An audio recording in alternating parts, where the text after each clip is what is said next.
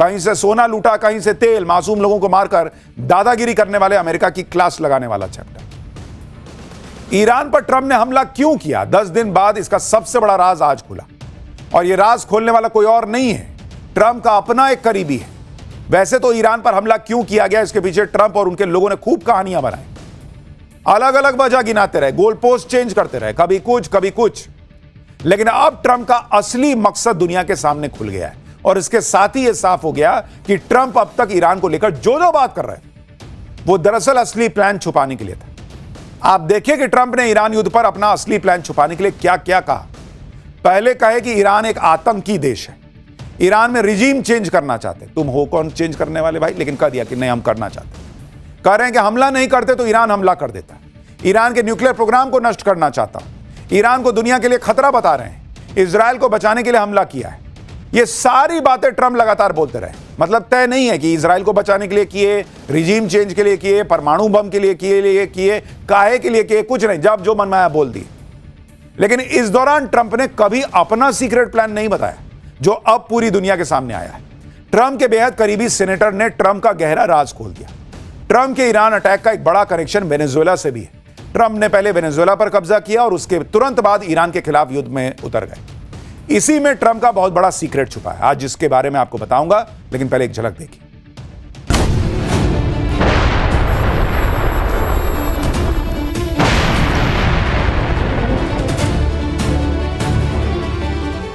The military is almost non-existent. If you look, we could hit the military itself very hard, but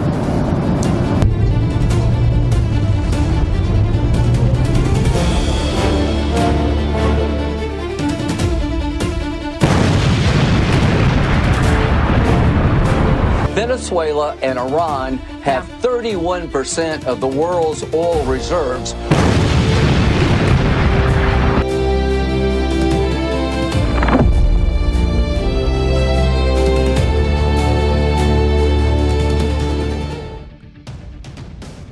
दुनिया में दो चीजें ऐसी हैं जो सबको चाहिए और सब उस पर कब्जा करने के लिए कुछ भी करने को तैयार है। एक तेल, दूसरा सोना।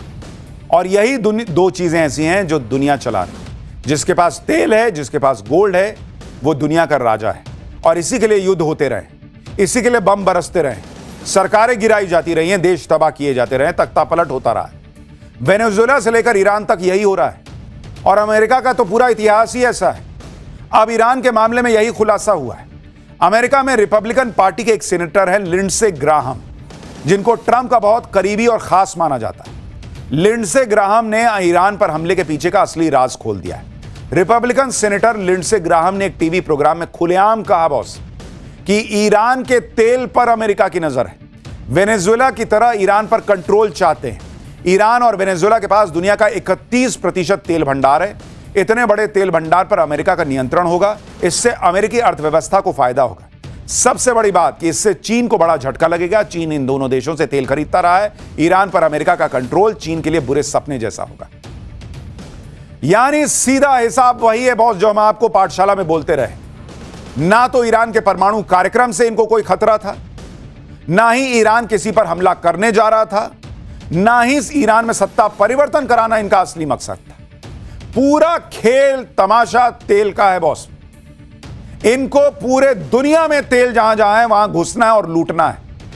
अमेरिका एक गुंडागर्दी करता हुआ देश दिख रहा है, एक लुटेरा देश दिख रहा है कि जहां तेल है लाओ मुझे दो, मैं उसका इस्तेमाल करूंगा।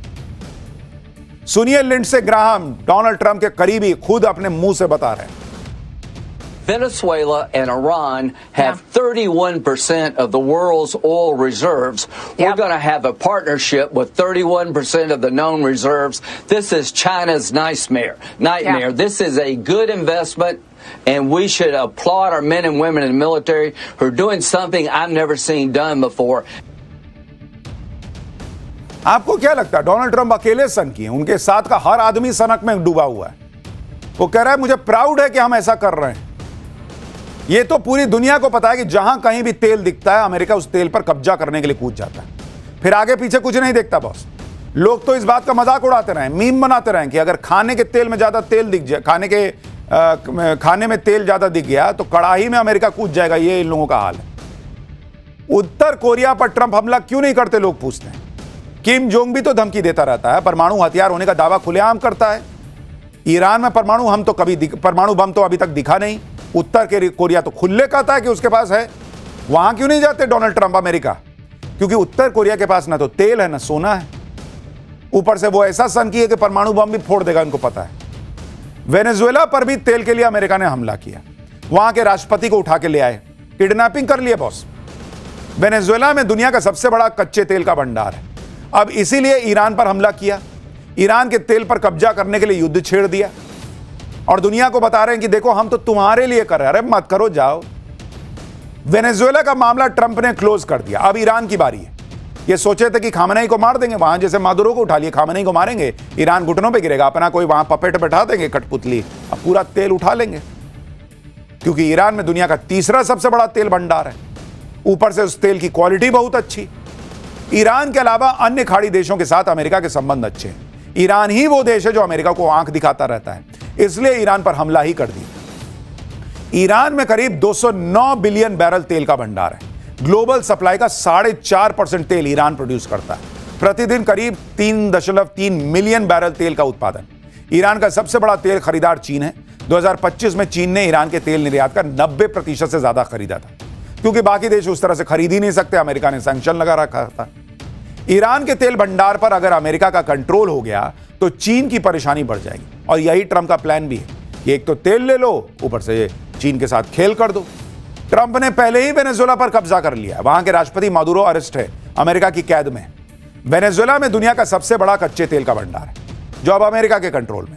अगर ईरान के ऑयल रिजर्व पर अमेरिका का कंट्रोल हो जाता है तो ट्रंप के हाथ वो खजाना लग जाएगा जिससे अमेरिका ऑयल किंग हो जाएगा।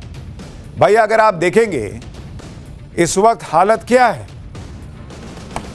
वेनेजुएला, उसको अगर आप देखेंगे वेनेजुएला, वहां पर 303 बिलियन, कह रहा हूं मिलियन नहीं, बिलियन बैरल तेल मौजूद है। 303 बिलियन बैरल तेल का भंडार है। और दुनिया का 17 से 19% कच्चा तेल ये कहां पे है बॉस? ये है, आपको बता रहा हूं, वेनेजुएला में। दुनिया का 17 से 19%। वो तो ऑलरेडी ट्रंप ने ले लिया मादुरो को किडनैप करके। अब उसकी नजर है प्लस ईरान पर। ईरान में कितना है बॉस? ईरान में है 209 बिलियन बैरल। ठीक है, इसके पास 303, इसके पास 209। और ये दुनिया का कितना है बॉस? दुनिया का कहा जाता है कि ऑलमोस्ट 11% से लेके 13% स्टोर है, रिजर्व है। दोनों देशों के पास कुल मिला दीजिए, अगर आप इन दोनों को जोड़ दीजिए तो ये 30% दुनिया का तेल हो जाता है बॉस। 30% कच्चा तेल। अब आप खुद सोचिए कि अगर दुनिया के 30% कच्चे तेल के भंडार पर अमेरिका का कंट्रोल हो गया तो वो क्या नहीं कर सकता। और उसके पास खुद का तेल तो है ही है। कच्चे तेल के मामले में अमेरिका की मोनोपोली हो जाएगी। यानी सारी लड़ाई इस बात की है कि कौन कच्चा तेल बेचेगा, किसे बेचेगा। अमेरिका को इस पे कंट्रोल चाहिए। अमेरिका ये सब तय करना चाहता है, जिसके लिए ट्रंप जगह जगह कूद रहे हैं। ट्रंप किसी भी कीमत पर ईरान के तेल पर कब्जा चाहते हैं। इसके लिए ट्रंप ने इजराइल को भी हड़का दिया, क्योंकि ट्रंप का मकसद तेल भंडार पर हमला करना नहीं, तेल पे कब्जा करना है। इजराइल ने ईरान के तेल भंडार पर भयंकर हमले कर दिए। इजराइल के हमले के बाद तेल भंडार जलने लगे और धुएं का गुबार छा गया। ट्रंप भड़क गए। इजराइल ने ईरान के 30 से ज्यादा ऑयल डिपो पर हमला किया। युद्ध शुरू होने के बाद अमेरिका इजराइल में यह पहला बड़ा मतभेद है। इजराइल के हमलों पर अमेरिका ने कहा कि क्या बकवास है जी। ट्रंप के एक सलाहकार ने कहा कि राष्ट्रपति को यह पसंद नहीं आया है। राष्ट्रपति ट्रंप तेल बेचना चाहते हैं, उसे जलाना नहीं चाहते। अमेरिका ने कहा कि तेल भंडार पर हमला अच्छा विचार नहीं था। भाई अमेरिका को ईरान से तेल चाहिए, इजराइल को ईरान को खत्म कर देना है, क्योंकि उसके हिसाब से जो उसके मिडिल ईस्ट में दुश्मन है उसमें से एक को तो निपटाओ इसी बहाने। तो दोनों का मकसद यहां मिसमैच हो गया। तो ट्रंप नाराज हो गए कि अरे क्या कर रहे हो, तेल में आग काहे लगा रहे हो, वही लूटने तो निकले हैं हम। इजराइल के हमलों से ट्रंप की नाराजगी इसलिए है क्योंकि ट्रंप का प्लान इसी तेल पर कब्जे का है, जबकि इजराइल ईरान को बर्बाद करना चाहता है। ट्रंप के करीबी लिंडसे ग्राहम के बयान के बाद कुछ बातें बिल्कुल क्लियर हो गई। ईरान युद्ध एक रिसोर्स वॉर है जिसका मकसद तेल के संसाधनों पर कंट्रोल करना है। दूसरा, इस युद्ध के जरिए चीन की इकोनॉमिक ग्रोथ को अमेरिका रोकना चाहता है। चीन अपनी एनर्जी सिक्योरिटी के लिए वेनेजुएला और ईरान पर निर्भर है। कच्चे तेल की चाबी अपने पास रखकर अमेरिका अपना ग्लोबल डोमिनेंस बढ़ाना चाहता है। यानी पूरा खेल अमेरिका को दुनिया का बाप बनाने का है। यानी पर्दे पर भले ही ईरान के खिलाफ अमेरिका युद्ध लड़ता दिख रहा है, लेकिन पर्दे के पीछे का असली खेल तेल से जुड़ा हुआ है। क्रूड ऑयल ईरान की लाइफलाइन है। इसी के दम पर ईरान की इकोनॉमी चलती है। ईरान के कच्चे तेल का हब खार्ग आइलैंड है। अगर यहां हमला हो गया तो ईरान आर्थिक तौर पर तबाह हो जाएगा। खार्ग आइलैंड पर ईरान की स्टोरेज फैसिलिटी और टैंक है। यहीं पर टैंकर लोडिंग टर्मिनल और पाइपलाइन भी है। ईरान का 90% तेल खार्ग आइलैंड से निर्यात होता है। खार्ग आइलैंड फारस की खाड़ी में है। यह भी चर्चा है कि ट्रंप ईरान के खार्ग आइलैंड पर कब्जा करने की प्लानिंग कर रहे हैं। वहीं ईरान का कहना है कि अगर ऐसी कोई कोशिश हुई तो बहुत खतरनाक अंजाम होगा। एक तरफ ट्रंप ईरान के तेल पर कंट्रोल चाहते हैं, दूसरी तरफ वेनेजुएला के गोल्ड रिजर्व पर भी ट्रंप की नजर है। वेनेजुएला का तेल तो अमेरिका के कंट्रोल में आ ही चुका है। अब वेनेजुएला के सोने के रिसोर्स को भी अमेरिका जो है अपने फायदे के लिए इस्तेमाल कर रहा है। वेनेजुएला से $100 मिलियन यानी 922 करोड़ रुपए से ज्यादा का सोना अमेरिका पहुंच चुका ऑलरेडी। शुक्रवार को वेनेजुएला से सोने की यह खेप अमेरिका पहुंची। यानी एक तरह से वेनेजुएला के गोल्ड की लूट हुई और गोल्ड उठाकर अमेरिका ले गया। अमेरिका के होम मिनिस्टर डग बर्गम ने इसकी पुष्टि की है। बर्गम ने कहा कि राष्ट्रपति ट्रंप वेनेजुएला में जो कर रहे हैं उससे वेनेजुएला से लोग उनका धन्यवाद करेंगे। वहां का तेल लूट ले रहे हो, वहां का सोना लूट ले रहे हो, पब्लिक धन्यवाद देगी। गजब है भाई। ये तो डोनाल्ड ट्रंप ना हुए, ये तो गब्बर सिंह हो गए शोले वाले कि गब्बर के ताप से तुम्हें सिर्फ एक ही आदमी बचा सकता है, खुद गब्बर, और इसलिए तुम गब्बर को अनाज देते रहो। अमेरिका के ताप से तुम्हें सिर्फ अमेरिका बचा सकता है, इसलिए तुम ट्रंप को जो है सोना लूटने दो, तेल लूटने दो, नहीं तो हम तुमको मार के चले जाएंगे। यह अमेरिका का आतंकवाद नहीं है, टेररिज्म। और क्या होता है बॉस? आप वेनेजुएला से तेल और सोना एक तरह से लूट रहे हो और कह रहे हो कि वहां के लोग तुमको थैंक यू बोलेंगे। दरअसल ट्रंप वेनेजुएला को अमेरिकी कॉलोनी की तरह इस्तेमाल कर रहे हैं। वेनेजुएला में अकूत खनिज संपदा है। अनुमान है कि वेनेजुएला में $500 बिलियन यानी 46 लाख करोड़ रुपए का सोने का अंडरग्राउंड भंडार है। वेनेजुएला में बॉक्साइट और एल्यूमिनियम जैसे मिनरल्स का भी भंडार है। वेनेजुएला में करीब 4 अरब टन आयरन ओर का भंडार है जिसकी कीमत करीब $400 बिलियन है। इसके अलावा करीब 200 trillion cubic feet natural gas है जिसकी अनुमानित कीमत $800 बिलियन है। यानी वेनेजुएला ट्रंप के लिए कुबेर के खजाने से कम नहीं है। वहां का लाखों करोड़ का संसाधन वो अब अमेरिका अपने लिए इस्तेमाल करेगा। और अमेरिका का ये जो इतिहास है वो ऐसा ही है, लूटने का, कसोटने का, लोगों को मारने का, आतंक फैलाने का। जहां तेल दिख जाए, जहां दूसरे का खजाना दिख जाए, वहां घुस जाओ, अपना दबदबा बनाओ। जहां कहीं भी लीडरशिप मन मुताबिक नहीं हो, अमेरिकी सेना घुसा दो, या फिर सीक्रेट तरीके से ऑपरेशन चलाओ और वहां पर लोगों को बर्बाद कर दो, सत्ता परिवर्तन कर दो। यह अमेरिका की हिस्ट्री है बॉस। 2019 की एक स्टडी के मुताबिक कोल्ड वॉर के दौरान यानी 1947 से 1989 तक अमेरिका ने 72 बार विदेशों में तख्ता पलट करने की कोशिश की। 64 बार सीक्रेट ऑपरेशन चलाए जिनमें अमेरिका का सक्सेस रेट 40% था। जहां सीक्रेट ऑपरेशन काम नहीं आया वहां पर सेना लेकर घुस गए और पूरा बर्बाद कर दिया। 2011 में लीबिया पर बम गिराकर तहस नहस कर दिया। वहां गद्दाफी को मार दिया, तख्ता पलट कर दिया। आज तक लीबिया तहस नहस है और उसको उसके हाल पे छोड़कर निकल लिया अमेरिका। आज भी लीबिया बर्बाद है, वहां पर सिविल वॉर है, वहां पर कोई स्थिरता नहीं है। लेकिन अमेरिका लीबिया को नहीं पूछता कि वहां क्या हो रहा है। तुम्हें तो पूरी बड़ी चिंता है ना दुनिया भर में कि लोगों को अमन शांति मिले, तो जाओ लीबिया में ठीक करो। इसी तरह 2003 में इराक में घुसा अमेरिका। बहाना बनाया कि सद्दाम हुसैन के पास WMD है, weapon of mass destruction, anthrax, nerve gas जैसे हथियार हैं। यूरोप के साथ मिलकर अमेरिका इराक में घुस गया। सद्दाम हुसैन को पकड़ लिया, तख्ता पलट कर दिया, सद्दाम हुसैन को फांसी पर लटकवा दिया। कुछ सालों बाद इराक को उसके हाल पर छोड़कर भाग गया और वहां का तेल लपेट लिया, सो अलग। अफगानिस्तान में भी यही किया। तालिबान को हटाने के लिए 2001 में अफगानिस्तान में घुसा, 20 साल तक उसको तहस नहस करता रहा, फिर सब कुछ छोड़कर भाग गया। आज की डेट में अफगानिस्तान में तालिबान का फिर से राज है और अमेरिका को अब अफगानिस्तान में क्या है उससे कोई फर्क नहीं पड़ता, क्योंकि उसका अपना काम निकल गया। ईरान के साथ तो अमेरिका पहले भी यही कर चुका है। 1953 में अमेरिका की खुफिया एजेंसी CIA ने ब्रिटिश खुफिया एजेंसी MI6 के साथ मिलकर ईरान के तब के प्रधानमंत्री मोहम्मद मोसादेक का तख्ता पलट कर दिया था और ईरान में शाह मोहम्मद रजा पहलवी को सत्ता देकर मजबूत किया। 1989 में ईरान में इस्लामिक क्रांति हुई तो ईरान के शाह अमेरिका भाग गए और वहां पर इस्लामिक शासन आ गया।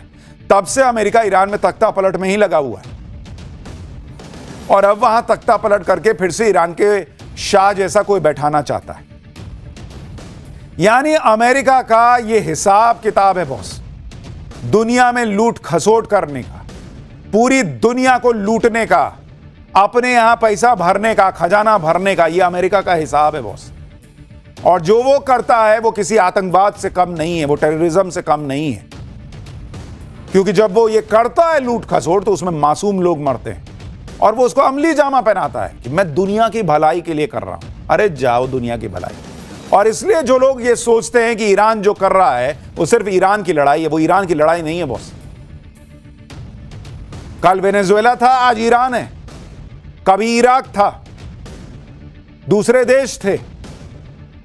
जहां जहां अमेरिका को फायदा दिखेगा वो घुसेगा और जहां वो घुस नहीं सकता वहां पर तख्ता पलट के लिए कभी कोई आंदोलन कराएगा, कभी कुछ करेगा। यह मत सोचिए कि कोई देश बच सकता है। अमेरिका वो देश है जिसे युद्ध पसंद है, बिना युद्ध के अमेरिका रह नहीं पाता। अपनी ताकत का इस्तेमाल देशों पर कब्जा करने के लिए करता है। अब तो लोग कह रहे हैं कि अमेरिका ने करोड़ों लोगों को मौत के घाट उतारा है। अमेरिकी पॉलिटिकल साइंटिस्ट और शिकागो यूनिवर्सिटी में इंटरनेशनल रिलेशन के प्रोफेसर जॉन मिरशाइमर ने बड़ा आरोप लगाया है। प्रोफेसर मिरशाइमर ने कहा है कि 1971 से लेकर 2021 तक अमेरिका ने दुनिया में 3 करोड़ 80 लाख लोगों को मारा है। ये वो खुद कह रहे हैं बॉस। लेकिन ये अमेरिका का आतंकवाद नहीं है, क्योंकि वो देश बड़ा है बॉस अपने हिसाब में। वो दुनिया का नंबर 1 देश मानता है खुद को। और जब आप ताकतवर होते हैं तो किसी को मारते हैं तो दुनिया की भलाई का अमली जामा पहनाकर मार सकते हैं। क्या कीजिए, चल रहा है। और अब हमारा स्पेशल सेगमेंट, सोचा है कभी वो सवाल जो दिमाग की बत्ती जला दे। क्या आपने कभी सोचा है कि फोटोकॉपी मशीन से अगर सब कुछ हूबहू कॉपी हो ही सकता है तो 100, 200, 500 के नोट भी कॉपी करके निकाले जा सकते हैं क्या? आज इसकी सच्चाई सुनेंगे तो आपको शौक लगेगा। आज इसके बारे में बताता हूं। दरअसल किसी भी करेंसी नोट को फोटोकॉपी मशीन में डालकर कॉपी करने पर वो होता है जो आपने सोचा ना होगा। अगर आप करेंसी नोट को कॉपी करना चाहेंगे तो तुरंत मशीन एरर दिखाने लगती है। जब कोई नोट रखकर प्रिंट करने की कोशिश करता है तो ज्यादातर नए प्रिंटर और फोटोकॉपी मशीनें आज की डेट में रुक जाती हैं। वे पूरा नोट नहीं छापती या सिर्फ आधा अधूरा प्रिंट करती। कई बार स्क्रीन पर मैसेज आता है कि यह गैर कानूनी है। यह सब स्मार्ट टेक्नोलॉजी की वजह से होता है। भारतीय और दूसरे देशों की करेंसी पर यूरियन पैटर्न बना होता है। इन्हीं यूरियन पैटर्न की वजह से प्रिंटर इन्हें छापने से मना कर देते हैं। ये पैटर्न हमें पीले, हरे और नारंगी रंग के घेरों के रूप में दिखाई देते हैं। प्रिंटर और फोटोकॉपी मशीनें इन पैटर्न को पढ़ लेती हैं और नोट प्रिंट नहीं करती। नए जमाने के प्रिंटर इस तरह से प्रोग्राम किए गए होते हैं जो यूरियन पैटर्न को पढ़कर छापना बंद कर देते हैं। ऐसा इसलिए किया जाता है ताकि नकली करेंसी पर रोक लगाई जा सके। तो पुराने ज़माने में भले होता होगा, लेकिन नए जो लॉट आए हुए हैं उसमें आप इस तरह से नोट को फोटोकॉपी या प्रिंट नहीं कर सकते। इसलिए अगर आप नोट को कॉपी या प्रिंट करने की कोशिश करेंगे तो निराशा ही हाथ लगेगी। वैसे भी ऐसे गैरकानूनी हरकतों में दिमाग लगाने से अच्छा है उस दिमाग को बेहतर जगह लगाइए। सफलता आपके पास आएगी, पीछे पीछे नोट खुद ब खुद आ जाएगा, कॉपी करने की जरूरत नहीं पड़ेगी।